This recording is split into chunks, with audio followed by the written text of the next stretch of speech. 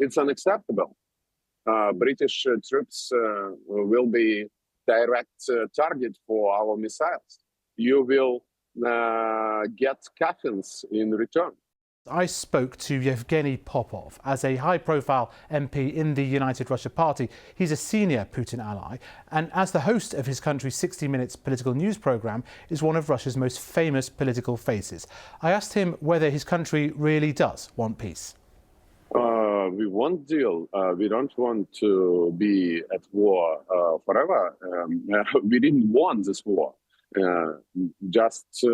You should understand our main goal is security guarantees for Russian people. NATO infrastructure is going closer and closer to our borders, and Ukraine is a direct threat to our security. And now we are trying to get security guarantees agreement with the United States, and we've seen at least 2 meetings between US officials and Russian officials, and we're trying to reach some agreement. Yesterday, for example, your country sent missiles to bomb a hotel which was being used by aid workers in President Zelensky's hometown. This is not the actions of a country that wants peace. That's not true completely, because we're not attacking. We not attack civilian infrastructure. We're just firing on military infrastructure, on some energy infrastructure, which helps to Ukraine to produce some weapon.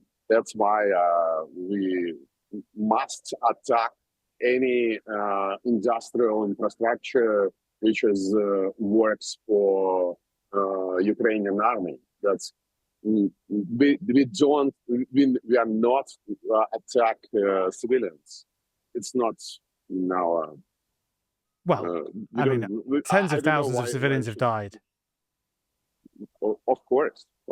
You're clearly a direct threat to Ukraine, as has been evidenced by the fact that Russia invaded as the main aggressor 3 years ago.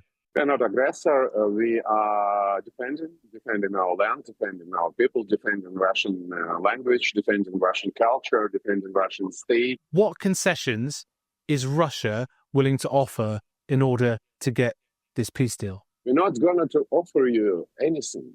You must offer us peace. You are delivering weapons, missiles, tanks, artillery to Ukrainians. You're delivering missiles into the capital cities and major cities of Ukraine. And what? Because special military operation is in progress. And we are fighting for our security guarantees. But as a direct result of this war, Russia has lost out. Sweden and Finland, who were very cautious about joining NATO, have now joined.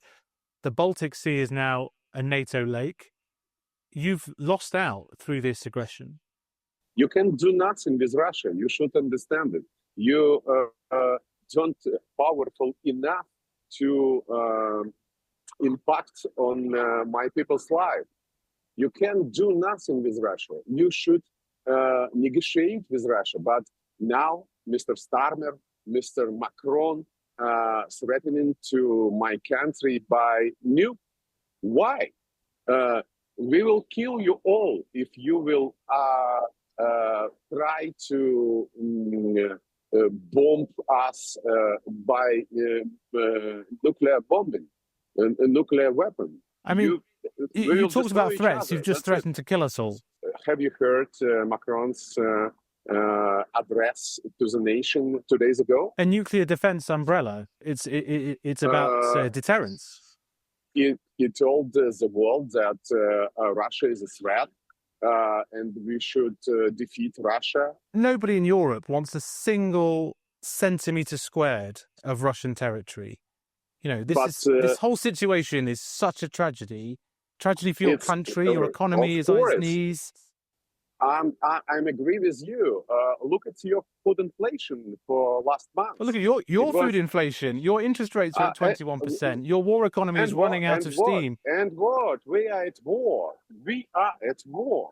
And of course, we have some problems with economy, but you can do nothing with that. And we will fix it. You know that Russian people live pretty good. And our economy is recovering. Your sanctions is nothing. Nobody feel it here. Well, hang on a minute.